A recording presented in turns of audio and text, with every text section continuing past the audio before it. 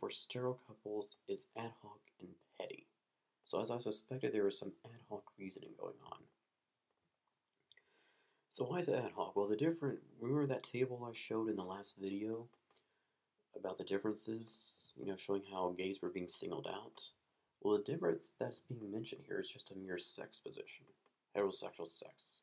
Really, we're going to deny homosexuals the right to marry just because they can't do a certain sex position? That's stupid. I mean, it is ad hoc. A mere sex position?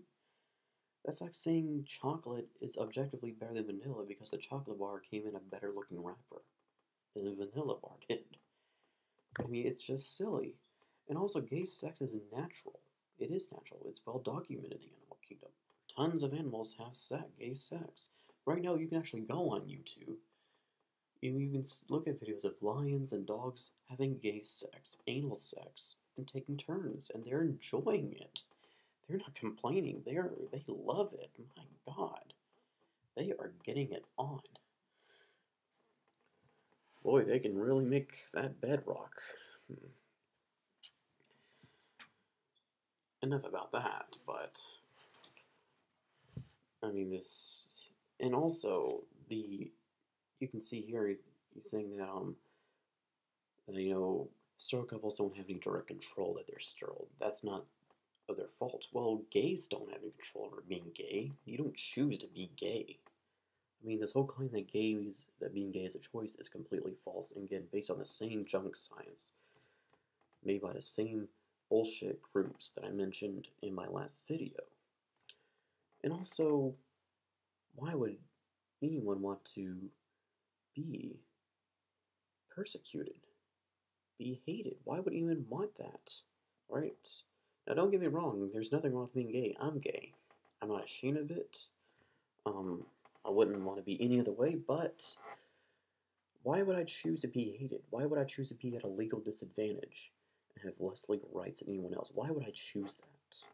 No one chooses that. I don't have any control over that at all. I don't have any more control over my preferences any more than a sterile couple has control over their sterility.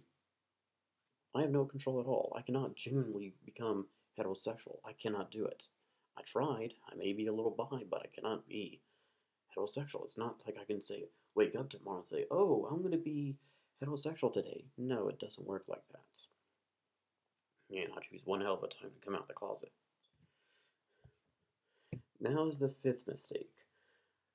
Procreation requirement is not necessary as a main prerequisite. Again, go back to the marriage contracts. Now, why is it not a requirement? Why is it not necessary as a requirement? Why don't we need procreation as a requirement? Well, again, there's overpopulation, and even if I was wrong about overpopulation, because B. Messerfield did introduce in his response some stuff about that, again, there's two other things no one can dispute. One, we have enough humans, 7 billion people, we're not going anywhere. And non-married couples can still procreate if they have to. That includes a non-married man, gay man, and a lesbian woman. If they were the only people left on Earth, they could still procreate. This whole thing about homosexuals not being able to procreate is complete bullshit. I mean, what about bisexuals? They can procreate. You bet. And perhaps the biggest mistake of the argument. It completely misses the mark. It misses the point. It fails to meet the burden of proof. What is this burden of proof? Well, I'm not just talking about the burden of proof of, marriage being the label for that relationship and the fact that there's evidence to the contrary. I'm not just talking about that. This is something completely different. And this is the biggest mistake and the biggest reason why the argument fails, regardless of premise 3. Forget premise 3. This alone is why the argument fails. Because the argument does not show, it fails to show, with any convincing evidence, in any conclusive way, that gay marriage is harmful, poses a threat, or poses a risk. Again, society and government has no legitimate right to restrict actions or possession of certain things if it cannot prove that those said actions, possessions, and so forth pose a risk, are harmful, or a threat. So why do we not allow citizens to have nuclear weapons? Well, obviously they pose a huge threat and a huge freaking risk, right? Why don't we allow crazy people to have guns? Well, that's obviously harmful. Obviously it's a threat and a huge risk. We've seen Sandy Hook and Columbine and that stuff. Why is rape banned? Well, because it's extremely harmful. That's right. If something is harmful to the public good, to other people, government and the state and society have a right to step in and regulate it or ban it altogether, depending on the nature and severity of what's being regulated in question.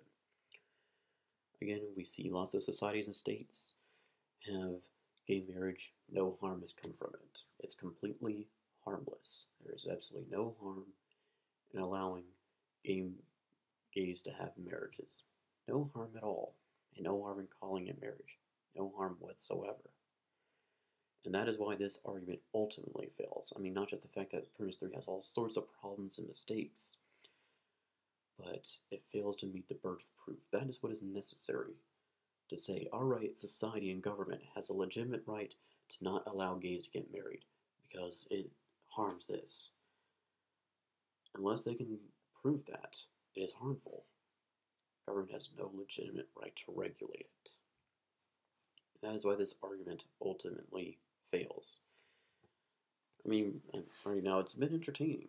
Right? It's been entertaining, it's been pretty fun to get an argument this deep, this well thought out, this formulated. Usually I don't get this at all.